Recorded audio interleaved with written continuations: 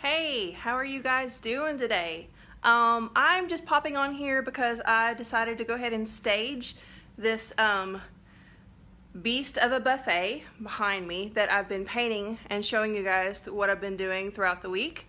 And because staging is so important, if it wasn't for staging and good photography, and I'm going to brag on myself a little bit, I do love photography. That was my first love. That was my first attempt to branching out into doing, well, as an adult, that was my first attempt to actually make a business of something creative as an adult. I've always been creative, always been artistic, drawing and whatnot, but and always loved photography. But as an adult, that was my first time to actually try to pursue a creative career. And so being nervous, I was actually nervous to take pictures of people, so I prefer nature photography, and I still do that when I get a chance to.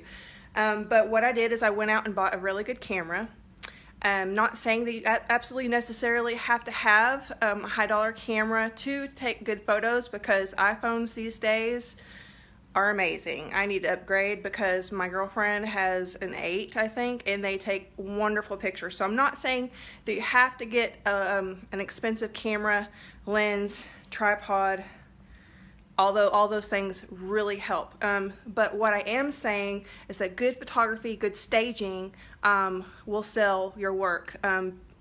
Besides it being artistic, your creative artistic ability, the picture is what's going to make someone stop and they're scrolling. And so you only have 2 seconds to get someone's attention, and Lord knows we all need all the help we can get with that. And so I'm going to show you what I've done.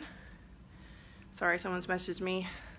I'm expecting a few calls, so if I do get a call, I'm expecting someone from the city to call, and a few civil engineers, and I'm having someone finish my website. So if the phone rings, I'm sorry.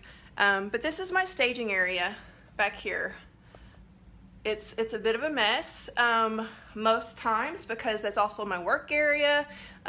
This is also our living room. This is my studio right now until we get the place in Springdale fixed up. And I'm just, making it work for now. So what we did, I don't have a super colorful wall.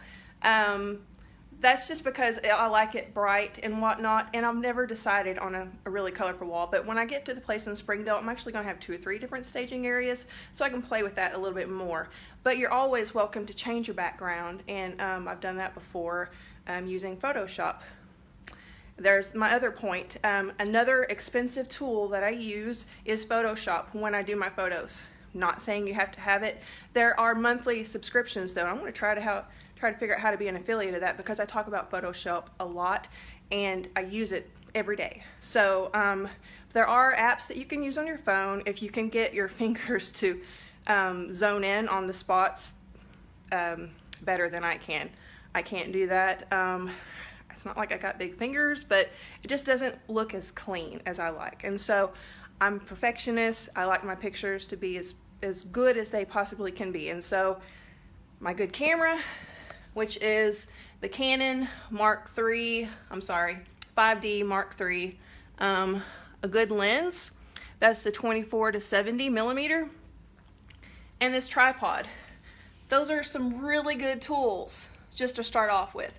Even if you don't have this cam right here, they do make very good, what do they call it these days? Digital cameras, but DLR something. Anyway, I'm not a word person, so anyway, bear with me. But this, an EOS camera, so there you go.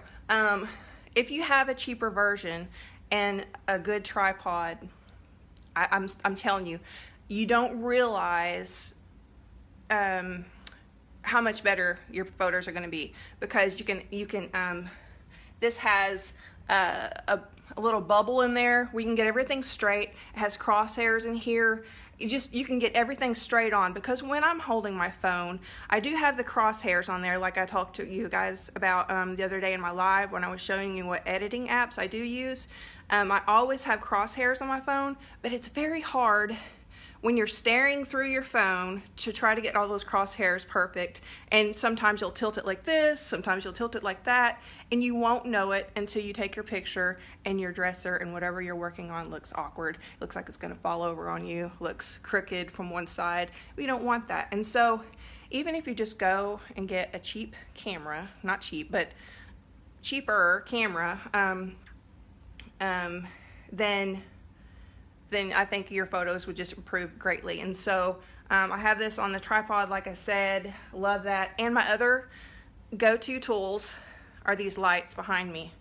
We have 5 windows in our living room, but we also have an overhang over all of them with our porch. Just because you have windows don't mean you have light. And what's so important, and I actually need to probably turn my living room lights on, because those are warm lights.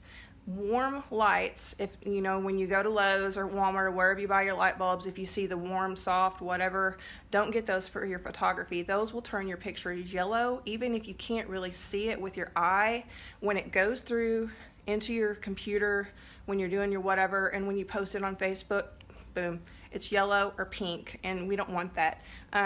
What you need to work on and study with photos too is something called white balance.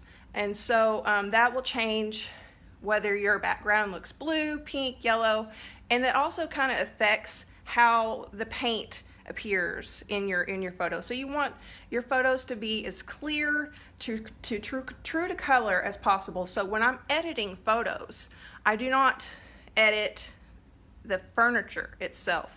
If I can get away with that, I change the lighting a little bit, and that does affect it some, but as far as color goes, I try to stay true to the color as possible. And so I really just mess with the lighting. I got these lights off of eBay, and I'll include in there the link. But sorry, it's burning up in here. Warmed up today finally, Arkansas weather, and the wood stove has been going, and I'm about to burn up. But I was going to show you, please don't laugh, our living room. Like I said, it's my studio, it's Jet's room. I'm not going to show you everything because it's crazy, but these are staging items.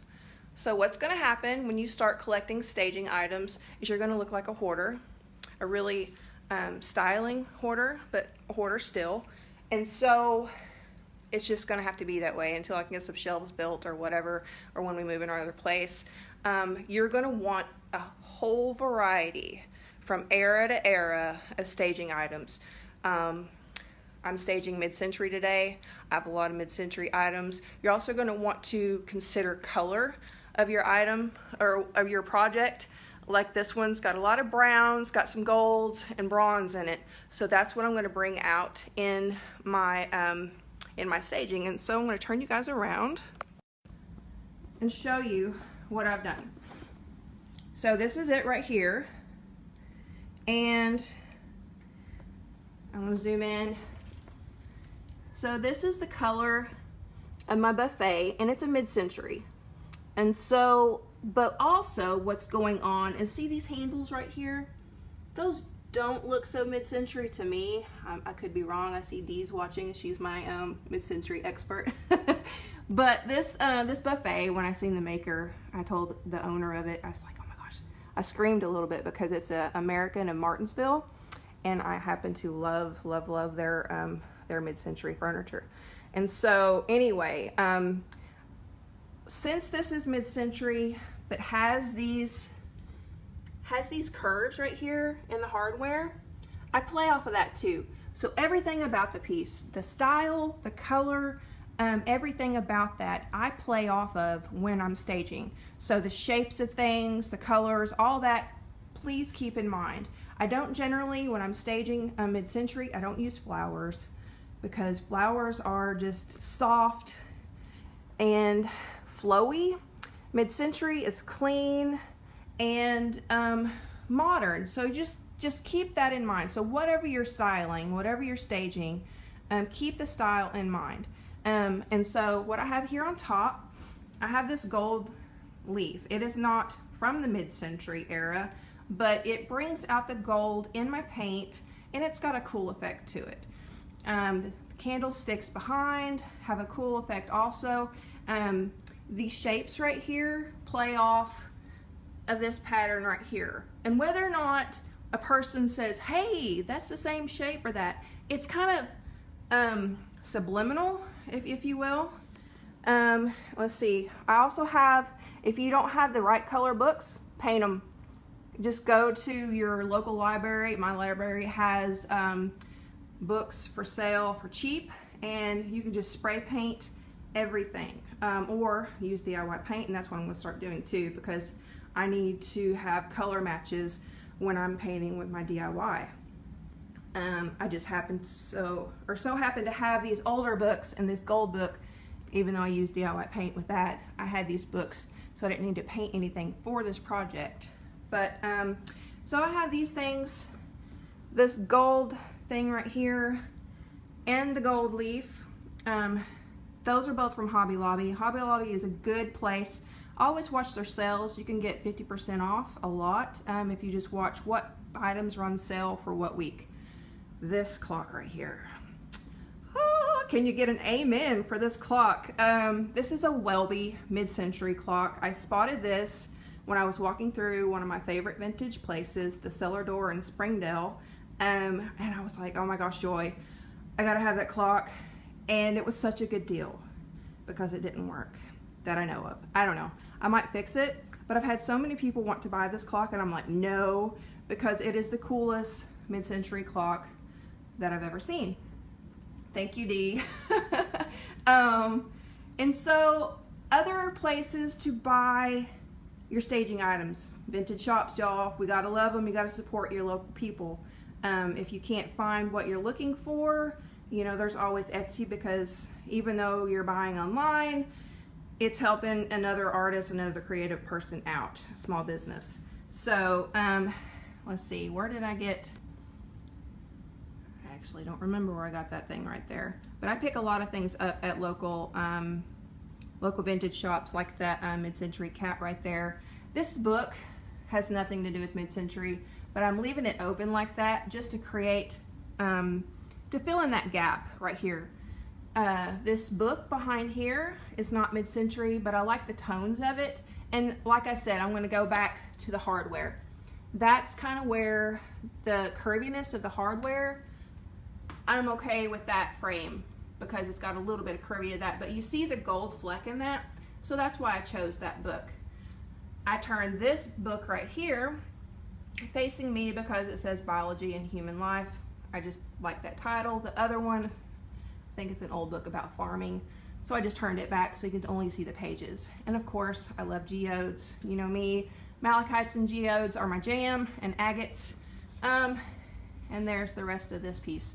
So I just didn't know what I was doing for sure when I painted this, but I absolutely love how it turned out, and it's really spot on to the inspiration that my client sent me that she wanted.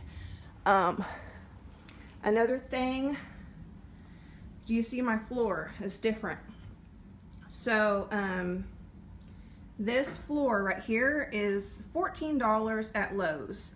It's like a high gloss white, and I've almost ruined it, but it's easy to edit a solid piece of floor rather than the plank wood that I had before. And white, really, when you take the photo and when you use your lighting and your Photoshop and everything, even if you're using your phone, these white floors really make your furniture stand out, and I love them. But I also had to buy a Swiffer for that that floor right there, because we don't wear shoes in here, but we live in the country and we have jet, and so you never know what's going to get tracked in on your socks and whatever. And I was going to show you guys. See my shoes? It's a side note, I'm sorry. I'm squirreling on you, but I painted these shoes with DIY paint. So, let's see. And yeah, this is all my staging items. It's a mess, and I know that, but in this buffet, I've never painted anything for myself. But see the variety of vases and flowers and whatnot. This is not all I have. It's pretty much in every corner of my house, and that's necessary to have to create a wonderful photo, no matter what style you're working with. So I'm going to turn you guys back around. Well, let's see. my camera shut off. I'm about to trip on Jet's car rug. Another thing when you're working with a real camera, I like to work in full manual mode, and what that means is you get to choose what's in focus, you get to choose what kind of lighting it's going to have. It looks like my battery's going to die. And a number of things, whether or not you focus with your lens or automatic. But what I do is I make sure that my camera is centered to the piece. If that, you know, for my straight on shot, the shot that that's going to sell this, and so I center that up. And I'm going to look through here if you guys, I don't know if you guys can see that or not. I don't know. But when it beeps, hang on. I'm just going to scoot y'all to the side so I can see in my, oh, what happened? Some reason. Shame on me. I moved my camera somehow. I don't remember moving it. But I have crosshairs in my camera as well. And I'm talking funny because my face is scrunched up against here.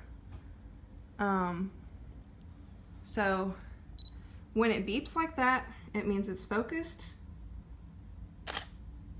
And let's see how my lighting turned out. So this will be my picture, and of course I have to edit out the outlets. I'm gonna have to make the floor a little bit bigger.